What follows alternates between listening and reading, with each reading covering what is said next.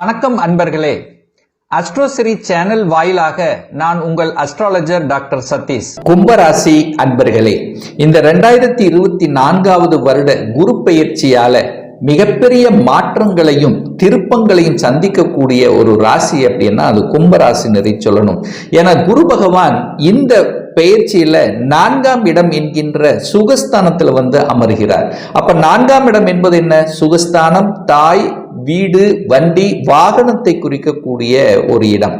அப்போ முதல்ல தாயினுடைய சார்ந்த விஷயங்கள் இருந்து வந்த விஷயங்கள், அதாவது தாயினுடைய உடல்நலம் சார்ந்த விஷயங்கள் அல்லது தாயினுடைய சொத்து சம்பந்தப்பட்ட விஷயங்கள், இது எல்லாமே தீர்த்து வைக்கக்கூடிய ஒரு நல்ல குரு பயிற்சியாக அமைகிறது. அதே சமயத்தில் ஒரு இடம் வாங்கணும் என்று ஆசைப்பட்டு கொண்டிருந்தவர்களுக்கு இடம் வாங்கக்கூடிய அமைப்பு, ஒரு காசு இருக்கு, அதை என்ன பண்ணலாம், ஒரு அசையா சொத்துக்களை வாங்கக்கூடிய யோகம் என்பது இருக்கிறது. ஆனா எப்போ ஒரு இடத்தை வாங்கினாலும், ஏன்னா இப்ப உங்களுக்கு ஜென்ம சனி ஓடிக்கொண்டிருக்கிறதுனால மனக்குழப்பத்தை ஏற்படுத்தும். அப்போ என்ன பண்ணணும், ஒரு இடம் வாங்கணும், ஒரு வீடு, வண்டி, வாகனம் வாங்கணும் அப்படின்னாலும் கொஞ்சம் நல்ல யோசித்து, அதாவது இடத்தில் ஏதாவது பிரச்சனை இருக்கா, வில்லங்கம் இருக்கிறதா என்பதை ஒரு தடவைக்கு 2 தடவை யோசித்து பார்த்து அலசி ஆராய்ந்து வாங்கணுங்கிறத மட்டும் ஆழமாக மனதில் பதிய வைத்துக் கொள்ளுங்கள்.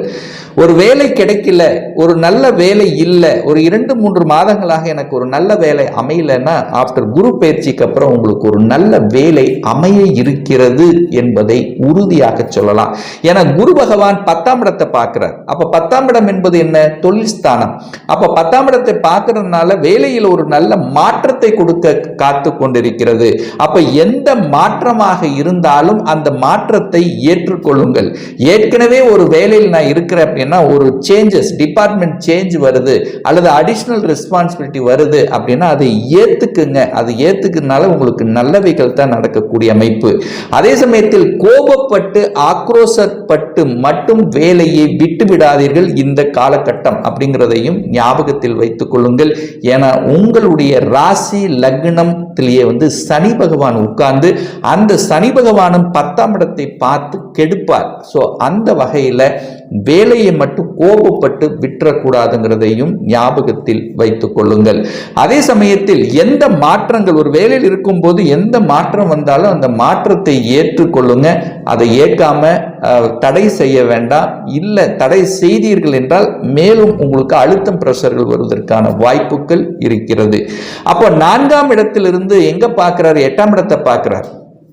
அப்ப 8ஆம் இடம் என்பது ஒரு வலி, வேதனை, துக்கம், துயரம், அசிங்கம், அவமானம் என்று சொல்லக்கூடிய அந்த 8ஆம் இடத்தை பார்க்கிறார். ஆனாலும் அந்த 8ஆம் இடம் என்பது திடீர் அதிர்ஷ்டத்தை கொடுக்கக்கூடிய இடமும் அந்த 8ஆம் இடம் தான்.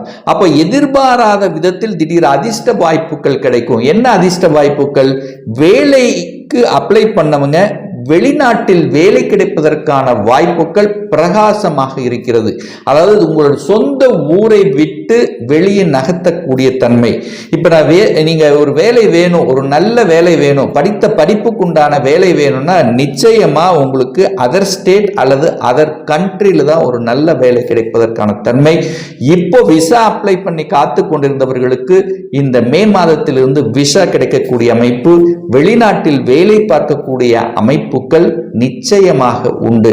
அதே சமயத்தில் ஒரு டிரான்ஸ்பர் வேணும், ஒரு இடமாற்றம் வேணும். அதாவது எங்க இடமாற்றம் கிடைக்கும்? உங்களுடைய ஓன் டிஸ்ட்ரிக்ட்ல இருந்து அதர் டிஸ்ட்ரிக்ட் அல்லது அதர் ஸ்டேட்ல உங்களுக்கு கிடைக்கக்கூடிய வாய்ப்புகள் உண்டு. அதே சமயத்தில் நீங்கள் அரசாங்க வேலை எக்ஸாம் எழுதியிருந்தாலும் உங்களுக்கு சென்ட்ரல் கவர்மெண்ட்ல வேலை கிடைப்பதற்கான வாய்ப்புகள் அதிகமாக இருக்கிறது இந்த காலகட்டத்தில். அப்போ குரு பகவான் 4ஆம் இடத்திலிருந்து 8ஆம் இடத்தை பார்க்கறதுனால பிரச்சனைக்குரிய இடங்கள், விற்பனையாகாத இடங்கள் எல்லாம் விற்பனையாகக்கூடிய தன்மை. 8ஆம் இடம் என்பது வலி, வேதனை, துக்கம், துயரம் அல்லவா? அப்போ ஒரு வழக்குல நிலுவையில் இருந்தது, அதுக்குள்ள ஒரு பிரச்சனையாகவே இருந்து கொண்டிருந்தது, நெடுநாட்களாகவே பிரச்சனைனா ஒரு சுமூகமான தீர்வு இந்த வருடத்தினுடைய இறுதியில் கிடைப்பதற்கான வாய்ப்புகள் பிரகாசமாக இருக்கிறது ஆஃப்டர் தீபாவளிக்கு அப்புறம். அதே சமயத்தில் 10ஆம் 7ஆம் இடத்தை பார்க்கறதுனால அதை புதிய தொழிலை ஆரம்பிக்கணும், அதாவது ஒரு புதுசா ஒரு தொழிலை ஆரம்பிக்கணும் அப்படிங்கிற எண்ணங்கள் உத்வேகங்கள் வரும். ஆனால் கொஞ்சம் யோசித்து செயல்படணும். ஏன்னா அஷ்டம சனி அதாவது உங்களுக்கு ஜென்ம சனி நடந்து கொண்டிருக்கிறது என்பதை நினைவில் வைத்துக் கொள்ளுங்கள். அந்த குரு பகவான் 12ஆம் இடத்தை பார்க்கிறார். 12ஆம் இடம் என்பது விரய ஸ்தானம் அல்லவா? அப்போ விரயம் ஏற்படக்கூடிய தன்மை, அப்போ சுப விரயங்களாக கன்வெர்ட் பண்ணுவது புத்திசாலித்தனம் என்பதை ஞாபகத்தில் வைத்துக் கொள்ளுங்கள். ஒரு சிலர் படிப்புக்காக வெளிநாட்டுக்கு செல்லக்கூடிய யோகம், வெளிநாட்டில் போய் படிக்கக்கூடிய தன்மை, அல்லது இந்த கும்பராசி அன்பர்களுக்கு தன்னுடைய ஓன் டிஸ்ட்ரிக்டை விட்டு அதர் டிஸ்ட்ரிக்ட்ல படிக்கக்கூடிய தன்மை, அல்லது அதர் ஸ்டேட்ல போய் இருக்கக்கூடிய தன்மை, ஹாஸ்டல்ல இருக்கக்கூடிய தன்மை. ஸோ இதை எல்லாமே காண்பிக்கிறது. முதலீடுகள் சார்ந்த விஷயங்களும் அனுகூலத்தை தரும். 12ஆம் இடம் என்பது வெளிநாட்டில் அங்கேயே செட்டில் ஆகக்கூடிய தன்மை அல்லவா? அப்ப ஏற்கனவே வெளிநாட்டில் இருக்கின்ற இந்த கும்பராசி என்பர்கள் அங்க வெளிநாட்டிலேயே செட்டில் ஆகக்கூடிய யோகம் என்பது ஆஃப்டர் தீபாவளிக்கு அப்புறம் உங்களுக்கு சிறப்பாக இருக்கிறது அப்படிங்கிறத சொல்லலாம். 2ஆம் இடத்துல ராகு உட்கார்ந்திருக்கார், தனஸ்தானத்தில் ராகு உட்கார்ந்திருக்கார். அப்போ தனம் கையாளுகின்ற வகையில கொஞ்சம் கவனம், எச்சரிக்கையாக இருக்கணும். முன்பின் தெரியாதவர்களுடன் பணத்தை கொடுத்து அல்லது ஒரு சொந்த தொழிலை, ஒரு கூட்டு தொழில் நடத்துறேன் அப்படின்னு சொல்லி ஏதாவது ஒரு ரூபத்தில் உங்களுக்கு தொந்தரவு வருவதற்கான வாய்ப்புகள். அப்போ பணம் கையாளுகின்ற விஷயத்தில் கவனம்.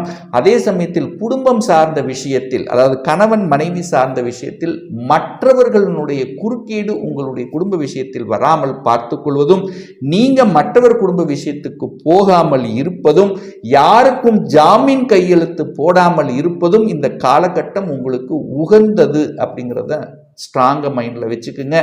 5ஆம் இடம், அப்போ குழந்தைகளை பற்றிய தன்மை எப்படி இருக்கும், குழந்தைகள் என்ன நினைக்கிறார்களோ, கடந்த 2 வருடங்களாக எதை நினைத்து எதை படிக்கணும் அப்படின்னு ஆசைப்பட்டு கொண்டிருந்தார்களோ அந்த ஆசைகள் அனுபவிக்கக்கூடிய தன்மை, அந்த ஆசைகளை அடையக்கூடிய தன்மை, என்ன படிக்கணும், ஏன்னா கஷ்டப்பட்டு தான் படித்திருப்பீங்க, மனம் கஷ்டப்பட்டு. அதாவது இந்த கும்பராசி என்பர்கள் இந்த கடந்த 1 வருடங்களாகவே மனக்குழப்பம், இதை எடுக்கலாமா அதை படிக்கலாமா என்கின்ற ஒரு குழப்பம் இருந்திருக்கும் அல்லவா? இப்போ இந்த மே மாதத்துக்கு அப்புறம் அத்தனை வகையான குழப்பங்களும் உங்களுக்கு சரியாகுங்கிறது தான் அமைப்பு. அதே சமயத்தில் தந்தையின் மூலமாக நல்ல பல அனுகூலங்கள், மேன்மைகள் கிடைக்கக்கூடிய தன்மை. எதிரி தொல்லை, கடன் தொல்லை இருக்கும், ஆனால் கடன் சார்ந்த விஷயத்துல ரொம்ப கவனமாக இருக்கணும். தன்னுடைய கெப்பாசிட்டிக்கு மேல கடன் போகாமல் பார்த்து கொள்வது உங்களுக்கு சிறப்பு. எதிர்ப்பு பகை இருக்கும். அப்போ எதிரிகளை சார்ந்த விஷயமாக இருந்தாலும் தேவையில்லாத விஷயத்துக்கு, வம்பு வழக்கு சம்பந்தப்பட்ட விஷயத்துக்கு போகாமல் இருப்பதும் உங்களுக்கு அனுகூல மேன்மையை தரும். சனி பகவான் உங்க ராசியில இருந்து 7ஆம் இடத்தை பார்க்கிறார்ல, சில வகையில திருமண தடைகளை உங்களுக்கு கொடுக்கும். திருமணம் சார்ந்த சுப காரியங்களை செய்வதற்கு ஏது அப்படின்னா இந்த தீபாவளிக்கு அப்புறம் உங்களுக்கு சிறப்பை ஏற்படுத்தி கொடுக்கும். ஏன்னா அதுக்கு முன்னாடி பார்த்தீங்கன்னா ஏதோ ஒரு வகையில சின்ன தடங்கல்கள் வந்து கொண்டிருக்கும். ஆனாலும் ஒரு நல்ல தசா புத்தி உங்களுக்கு நடக்குமேயானால் பெரிய பாதிப்பை ஒன்றும் ஏற்படுத்த போவது இல்லை. அதே சமயத்தில் பார்த்தீங்கன்னா ஒரு சிலர் உயர்கல்வி படிப்பதற்காக, அதாவது ஒரு டிகிரி முடிச்சிட்டேன் உயர்கல்வி படிக்கணும் அப்படிங்கிற எண்ணம் ஏற்படும். அந்த உயர்கல்வி படிக்கக்கூடிய யோகங்கள், அதே சமயத்தில் ரிசர்ச் சம்பந்தப்பட்ட துறையில் புதிய அனுகூல மேன்மைகள். ஏன்னா கடந்த 1.5 வருடங்களாக ரிசர்ச்சில் இருப்பவங்களை பார்த்தீங்கன்னா ஒரு மென்டல் ஸ்ட்ரெஸ்ஸை கொடுத்துருக்கும். இப்போ இந்த குரு பயிற்சிக்கு அப்புறம் அந்த ஸ்ட்ரெஸ் விலகி ஒரு புதிய கண்டுபிடிக்கக்கூடிய தன்மையும் இந்த காலகட்டம் உங்களுக்கு சிறப்பை ஏற்படுத்தி கொடுக்கும்.